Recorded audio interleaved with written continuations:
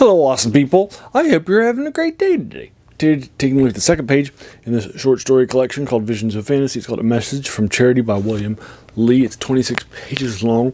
I wrote it last night for the second time in about 40 minutes for folks. It's also pretty long after A Message, The Smallest Dragon Boy by Anne McCaffrey, which is the reason why I bought this collection when I was a kid.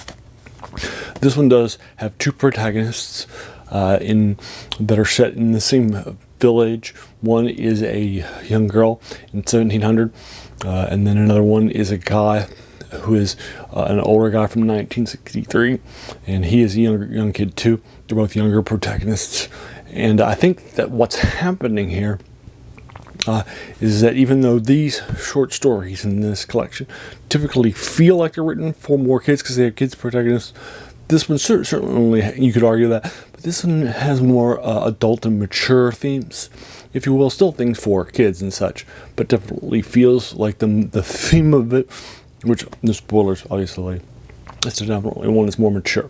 As a reminder, I picked up this collection when I was in grade school. I had just started reading fantasy as a deep dive. I had done The Hobbit as it was a kid's book, and then I read the sequel, the Lord of the Rings trilogy, for like an entire summer between 5th and 6th grade. And then I moved to Anne McCaffrey's young adult trilogy, Dragon Singer, Dragon Drums, and Dragon Song, and I liked it. And then because I saw this was by Anne McCaffrey and had the first story, and she was the first name on the back of the book that I'll link you to in the comments below, it was pretty fun. So I picked it up and I read it. This was published in 1986 and I was born in 76. So you can figure out how old I was when I picked this up. Many short stories before this were actually written for this collection, like Isaac Asimov's such. Visions of Fantasy typically has a lot of people that were big names at the time, like Jane Gillen or Madeline L'Engle, the original at the time. Stuff like that. Some of these things actually were older, like The Smallest Dragon Boy by Anne McCaffrey, the one I just mentioned earlier and such. Anyway, so this is the next short story in the collection. I didn't really remember it much, like some short stories. Some ones when I went back and read them here for this channel, like the Little Dragon Boy is one example, or another one is the Ninth Mandarin, or the Three Princes by Isaac Asimov, stuff like that. I read and I remembered. But not this one. But I liked that. I thought it was good, but it wasn't this sort of just a massively great thing by William Lee that I'm sitting back and saying, oh my gosh, that's just so good, right? But it's fine. I'm going to be giving it a 6 out of 10. As a reminder, my reviews are spoiler free, so we won't deep dive into what happens except for the first couple pages and so forth.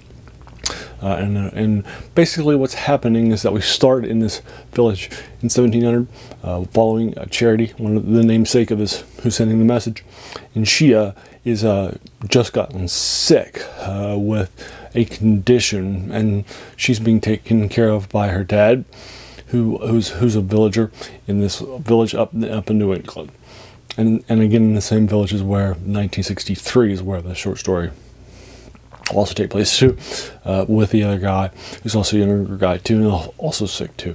So that's kind of cool, and they're fun characters. I definitely like this, but again, it didn't do anything massively great with the story or the archetype or anything forward. Although I do think there is a more of a mature theme here too. So I'm going to give it a 7 out of 10. It was definitely a fun short story, and it was nice to go back and reread it for the second time. The first time as an adult and see what I think about it. So there you are. That's William Lee's A Wrinkle by A Message from Charity for you folks. If you've read it, what'd you think about it? Let's talk in the comments below. Did you agree or disagree with my 7 out of 10?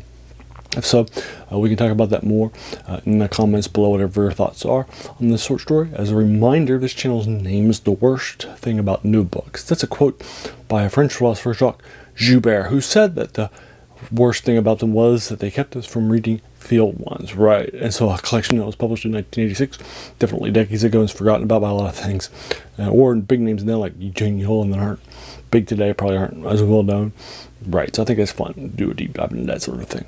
So that's where the passion of the channel comes from. And then finally, I want to thank you so much just for taking some time out of your day and investing it and watching my video, because we all have so many things, right, that are happening in our lives. And we're pulled in so many different directions.